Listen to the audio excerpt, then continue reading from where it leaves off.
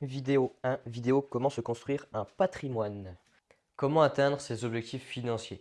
J'aime beaucoup prendre l'image d'une maison pour expliquer ça, parce que mon métier fonctionne un peu avec les mêmes étapes que la construction d'une maison, tout simplement.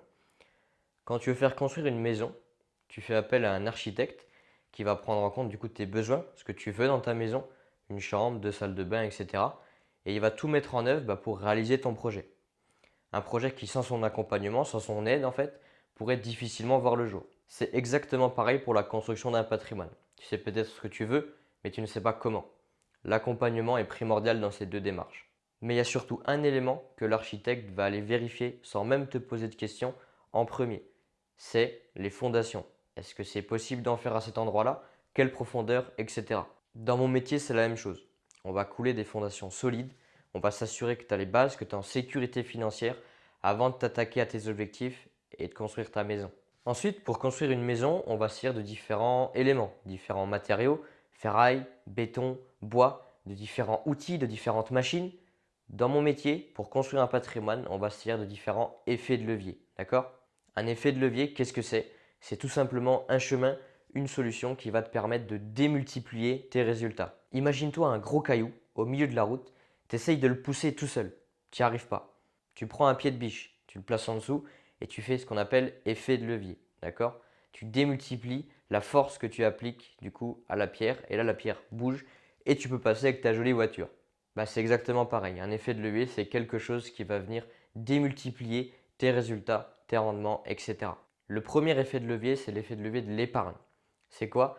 C'est tout simplement la capacité de dépenser moins que ce que l'on gagne et d'économiser, d'épargner de l'argent. C'est indispensable aujourd'hui d'avoir cette capacité de mettre de côté de l'argent qui génère des intérêts, qui eux-mêmes généreront des intérêts par la suite. Donc de faire travailler notre argent. C'est l'effet de levier principal. Sans celui-là, c'est impossible d'atteindre ses objectifs. Le deuxième effet de levier, c'est l'effet de levier des tiers. Une fois qu'on a déterminé notre capacité à épargner, on va aller faire payer les autres pour atteindre nos objectifs. Par exemple, le revenu locatif. Le locataire, il va servir à venir rembourser le crédit que tu as contracté pour investir du coup dans l'immobilier, mais au final, c'est toi qui t'es enrichi et ce n'est pas le locataire. Ça peut aussi être l'État. Pour certains investissements, l'État va prendre en charge une partie du coup de ton investissement. Donc ça, c'est le deuxième effet de levier qui va servir du coup à venir gonfler le premier, du coup l'effet de levier de l'épargne. Le troisième effet de levier, celui-là il se fait en fonction des situations de chacun, c'est l'effet de levier du financement. Nous faire prêter de l'argent pour aller plus vite. Alors certes, oui, emprunter de l'argent coûte de l'argent. Mais si tu empruntes 100 000 euros à 3%, tu places ces 100 000 euros à 6, tu rembourses du coup 3 et il y a 3 qui restent dans ta poche avec de l'argent qui n'était pas à toi à la base.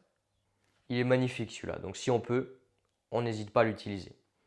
Le quatrième et dernier effet de levier, c'est l'effet de levier de la fiscalité.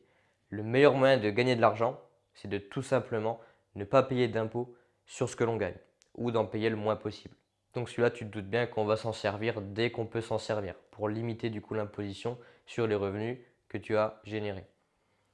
Il existe aujourd'hui plusieurs possibilités, plusieurs mécanismes en fait pour réduire son imposition et faire en sorte que ce flux de trésorerie, indépendamment de toi en fait, qui disparaît, revienne vers toi et se transforme du coup en flux d'épargne. Donc pour faire simple, pour résumer, ta maison, tu l'as construite avec des outils, des matériaux, d'accord, des machines. Nous, notre patrimoine, on va aller le construire avec des effets de levier et tout un accompagnement qui va avec. On se revoit très vite pour la suite. Comment se construire un patrimoine selon David Guetta? Investissez. Fin de l'histoire.